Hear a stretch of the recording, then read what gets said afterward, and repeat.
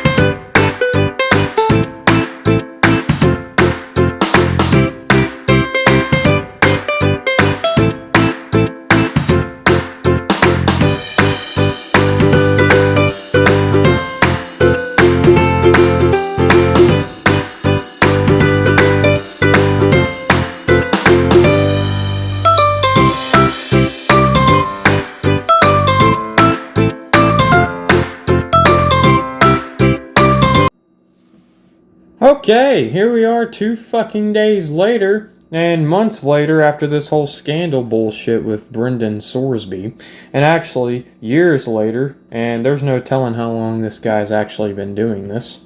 But as of yesterday, Brendan Sorsby has declared for the 2026 NFL Supplemental Draft after a highly publicized college gambling scandal that collapsed his collegiate eligibility to play in the NCAA. And here we are talking about this again. I just made the Texas Tech record prediction a couple days ago, and it makes me wonder if this dude saw it, because, I'm just kidding, he didn't actually see it, but it's just kind of funny that the minute I release a Texas Tech Red Raiders record prediction video, the next day this guy decides, you know what, fuck it, I'm not going to play in the NCAA anymore, not going to play college football, I'm going to elect to go to the NFL. Does anybody think that's smart? I personally don't. If I was an NFL team, I'm not picking this dude up. And that's just me being 100% honest. If I am an NFL scout, I'm not even looking at this guy. Because we're going to recap what this guy did again. And the whole argument I made about Joey Aguilar and Trinidad Chambliss and this and that compared to him, I can say I am glad the Brendan Sorsby stuff is over. Texas Tech can finally breathe a sigh of relief. They can focus forward on a different quarterback, and they can now put their focus on the season. And I think the best thing for Texas Tech was for this to happen. I'm not sure if it was Brendan Sorsby's decision or if Texas Tech finally just said, you know what, screw this dude, it's causing too much problems. But I definitely think this prevented a lot of issues for them this season. So I'm glad I went ahead and made the record prediction what I did, because I do think Texas Tech is capable of being good this year again. But anyway, so let's go ahead and read into this a little bit. It says, considered a potential first-round NFL talent, Sorsby officially applied for the supplemental draft after a whirlwind legal battle involving Texas Tech, the NCAA, and the Big 12 Conference.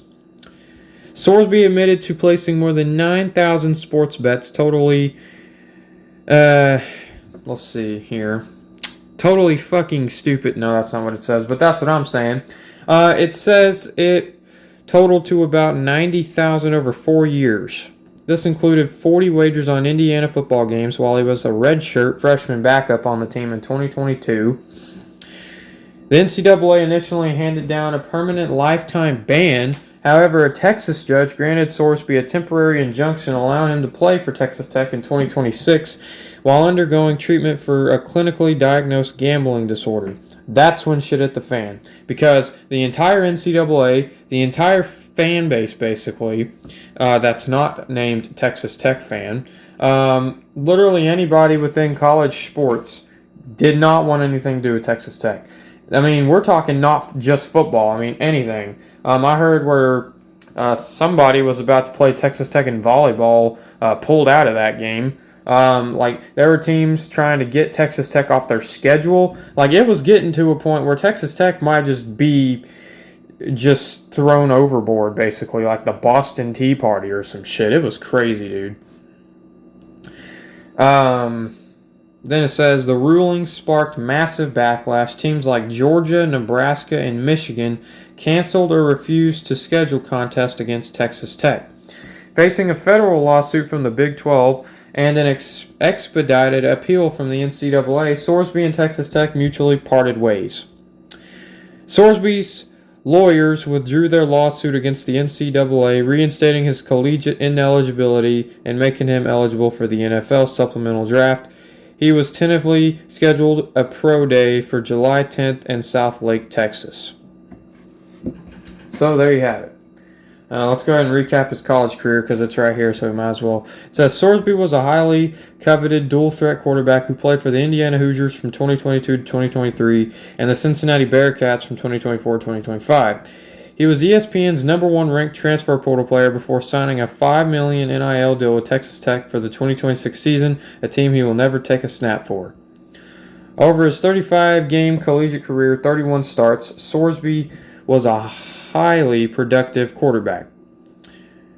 He had 7,208 passing yards, 1,295 rushing yards, 60 passing touchdowns, 22 rushing touchdowns, 12 interceptions, and that'll total up to 82 touchdowns. In his breakout campaign with the Cincinnati Bearcats, he threw for 2,800 yards, 27 touchdowns, and 5 interceptions while rushing for an additional 9 touchdowns. That was all in 2025. This is what the NFL scouting profile and draft value looks like. His strengths.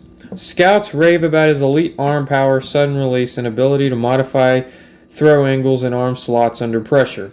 He is also a premier rushing threat with physical size. He's 6'3", 235 pounds, so he could probably take a hit. His weaknesses, it says he has a habit of over-relying on sidearm slingshot release, leading to battled balls. Well, he battled a lot of gambling problems too, but that's a sad point. His extreme confidence in his arm strength occasionally causes him to force passes into non-existent windows.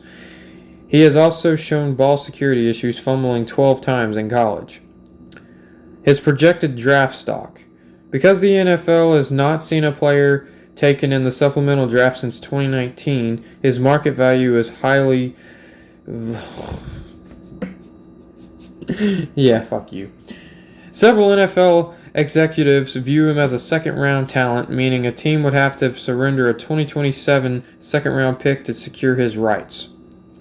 Franchises looking for a quarterback development or facing fluid contract situations under center are heavily linked to Sorsby, including the Arizona Cardinals, New York Jets, Cleveland Browns, per usual. Of course the Browns are in this. I'm shocked the Raiders aren't. Dude, let Brendan Sorsby go to the damn Raiders.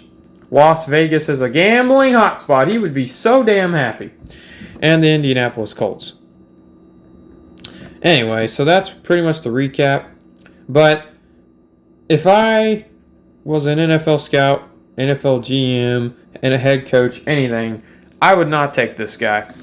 He's a waste of time. Brendan Sorsby isn't a terrible quarterback, but with all his history, I think it just needs to end his career, and we just need to try to move on, forget about this guy, because he has dug himself into a hole he'll probably never get out of with the NCAA and just anybody that knows about this, which is everybody. And why would the NFL want a guy like this? So, I don't know. But, yeah, Brendan Sorsby gave middle fingers to the NCAA. He's going to try to go to the NFL, where I don't think he's going to get picked up. And if he does, he's not going to pan out. So, let's just end this off by saying that'll end Brendan Sorsby's career, basically, I personally believe. And he signed a $5 million NIL deal to play for Texas Tech and never even took a snap. That's fucking crazy. But, yeah, that pretty much concludes this. So, that's all there, and I'll see you guys in the next one. Peace. Brendan Sorsby's a fucking bum, bitch!